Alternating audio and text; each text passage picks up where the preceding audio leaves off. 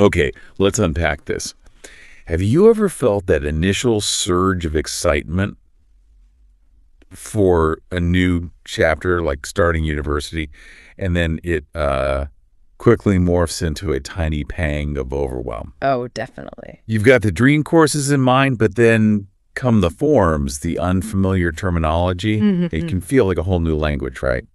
Even if you know the subject. Absolutely. Today, we're taking a deep dive into a really insightful source, specifically an episode called Registering at University. Okay.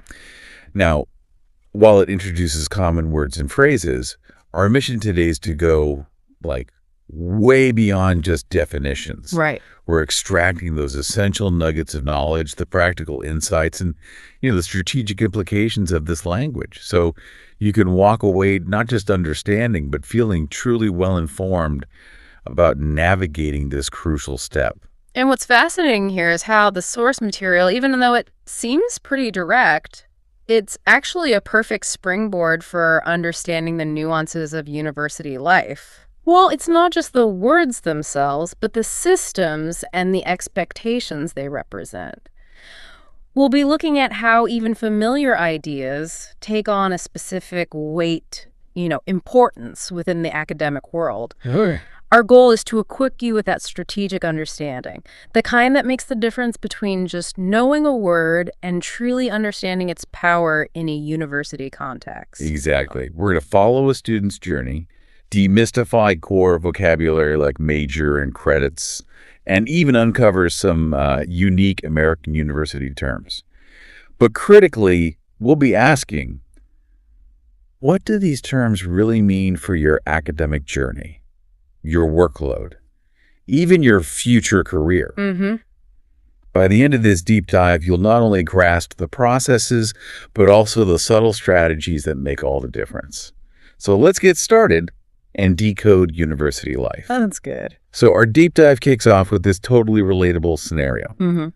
A young female student, Susan, she's right there at the registration desk, trying to sign up for her courses. You can almost imagine yourself in her shoes, right? Feeling that mix of anticipation and administrative hurdles. Definitely. And this dialogue, it offers a fantastic snapshot of the practicalities, the decisions students face.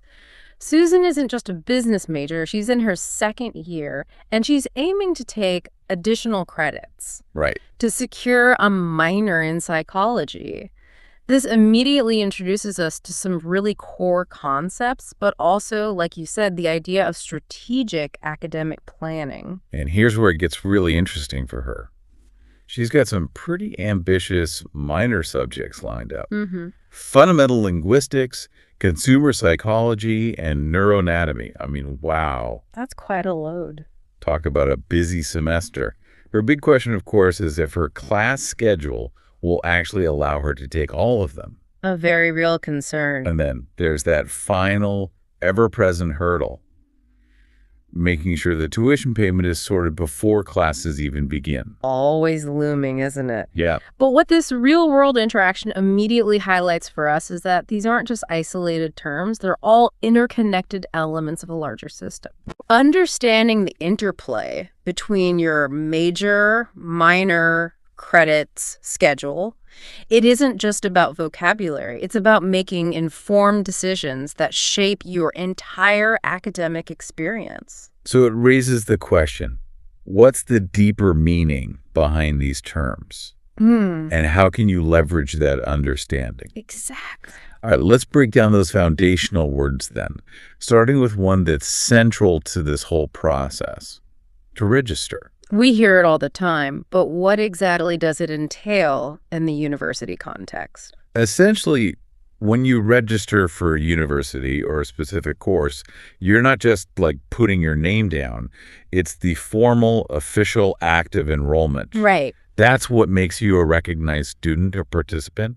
It's the critical step that grants you access to classes, resources, the whole academic community. And our source material gives us some great real-life challenges that come with this act, like having to hurry because the deadline is tomorrow. Been there. or dealing with a website keeps crashing, which I swear happens to everyone during registration week. Oh, absolutely. Classic. Or needing your student ID number, which you might have misplaced, oops, and have to request a new one. Mm-hmm. It's rarely just a smooth click of a button, is it? Not usually, no. And that's the insight. Registration isn't just a one-time event. It's often a multi-step process with pretty strict timelines. Okay. So a key takeaway here is the importance of being proactive. Don't wait until the last minute. Get familiar with your university-specific registration portal. Check for any holds in your account. Always have that student ID or login ready. Good advice. You can register for a class, a workshop, even register to vote. But in the academic sphere, it carries the weight of official commitment. Right. Now, let's dive into major and minor. Susan was a business major, adding a psychology minor. Mm-hmm. For someone like her, what's the fundamental difference, and why might adding a minor be a strategic move? Okay, so your major is your primary area of study. It's the core academic discipline where you specialize. It's where you'll focus the bulk of your coursework and where your degree will primarily be awarded. Think of it as the deep dive into one specific field. Got it. A minor, on the other hand, is a secondary area of study. It requires fewer courses, fewer credits than a major, but it still allows you to gain significant knowledge in another field. So for Susan, that psychology minor isn't just extra work then.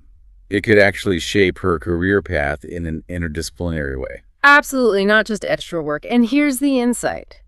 A well-chosen minor isn't just an add-on. It can significantly broaden your career options. Okay. It can offer a unique interdisciplinary edge, especially in a competitive job market. Right, like for a business major, psychology. Exactly. Yeah. For a business major like Susan, a minor in psychology could be incredibly powerful. Think about insights into consumer behavior, organizational dynamics, maybe even marketing strategies. Makes sense. It shows intellectual curiosity and a wider skill set, makes her more versatile. Often, your final degree will list both, giving you that kind of dual academic identity. Okay. Next up, a term many of us might confuse with classes, credits. What exactly are these academic points and why are they so crucial? Credits are essentially the academic currency of your degree. That's a good way to think about it. Currency. Okay. They represent the value or weight assigned to a particular course, usually reflecting the number of hours you spend in class or the expected workload outside of it. You need a specific number of credits to graduate. Simple as that. But it's not the same as the number of courses. No, exactly. Yeah. For example, a university might require, say, 120 credits for a bachelor's degree, but each course could be worth 3, 4, or even more credits, depending on its intensity or importance. So a demanding major class might carry more credits than an elective course, making it a higher stake in your overall credit count. Precisely. And the key insight here for you, the listener, is that understanding your university's specific credit system is vital. Things like credit transfer policies if you switch schools, minimum credit loads per semester. Why is that so important? Well, it's not just about graduating on time. It's crucial for things like avoiding financial aid issues, staying on track if you study abroad, or making a successful transition if you decide to change majors later on. Ah, okay. Credits really are the backbone of your academic progress. Got it. Finally, the word that every student remembers, often with a slight wince, tuition. Ah, yes, tuition. At its core, tuition refers specifically to the instructional fees you pay for your courses and academic programs. Just the teaching part. Right. It's the money you must pay solely for your education itself, Yeah. whether it's university, private school, even language courses. It's really important to differentiate it from other costs, though, Like what? like room and board, student activity fees, health insurance, textbook expenses. Those can sometimes be overlooked, but they significantly impact the total cost of attendance. That's a really important distinction because the overall cost, the sticker price, is often much higher than just the tuition figure itself. Exactly. Understanding what tuition does and doesn't cover is vital for financial planning. Good point. Okay, beyond the individual words, our source highlights some practical phrases that pop up all the time. First, to sign up for something. This phrase is very similar to register, but it generally carries a slightly more informal tone. More casual. Yeah, especially in student-to-student conversations. It means to agree to take part in something, to enroll, but maybe in a less formal context sometimes. Like you might sign up for a one-year gym membership or sign up first if you want to assist a meeting. Or if you're like me, you sometimes hate signing up for things online because they just send you spam emails. Yeah, that too. But in university, even if the phrasing is more casual, signing up for a course still denotes an official commitment. Okay. So the insight here is to recognize the context. While you might sign up for a club with less formality, signing up for a course is often interchangeable with registering and carries the same weight, same deadlines, same commitment. Got it. Next, a really crucial distinction, maybe especially for our international listeners or just anyone navigating different education systems, referring to your year in university. Susan was in her second year. Why can't we say grade 2 for university? Yes. This is a very common mistake, but an important one to clarify. In university, we always say first year, second year, third year, fourth year, even last year. Never grade. Never grade when referring to university levels. Grade is pretty much reserved for primary and secondary education, K-12. That's a really crucial distinction then. So if we never use grade for university levels, what's the implication for how people discuss academic progress, especially comparing different systems? Well, the implication is that these terms, first year, second year, they convey a sense of academic progression and maybe maturity within the program rather than just a linear age-based grade. Okay. They refer to your standing within a degree program. Knowing this helps you understand the cultural nuances when discussing your academic stage with others in a university setting. Makes sense. Got it.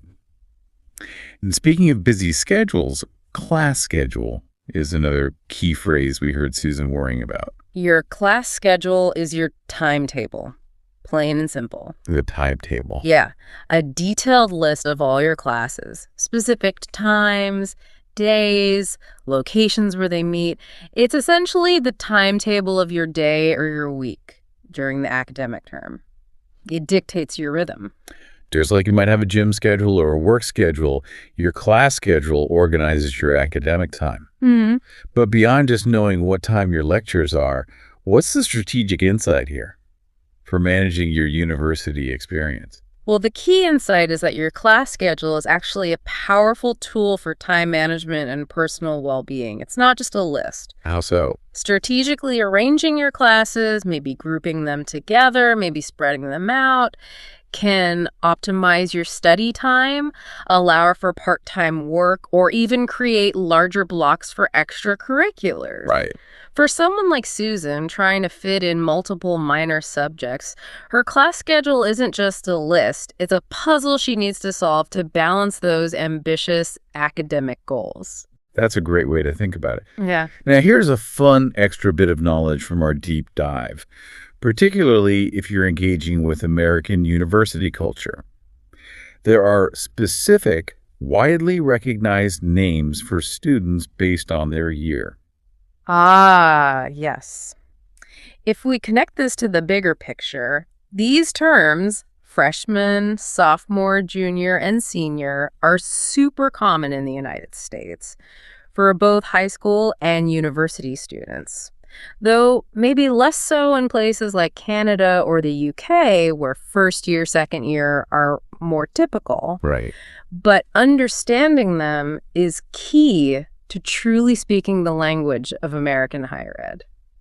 So freshmen for first-year students, I always thought of it as being fresh from high school, Yeah. right? Is that the idea? Exactly. That's pretty much the origin. They're freshmen because they're new to the university environment. Okay. Then you have sophomores for second year, juniors for third year, and seniors for the final year, often considered the most experienced or eldest students, as our source put it. Right. You might hear someone say, I'm a sophomore at Arizona State University, and it immediately tells you their academic standing. And the insight there. The insight is that these terms aren't just labels, they're deeply embedded in the culture.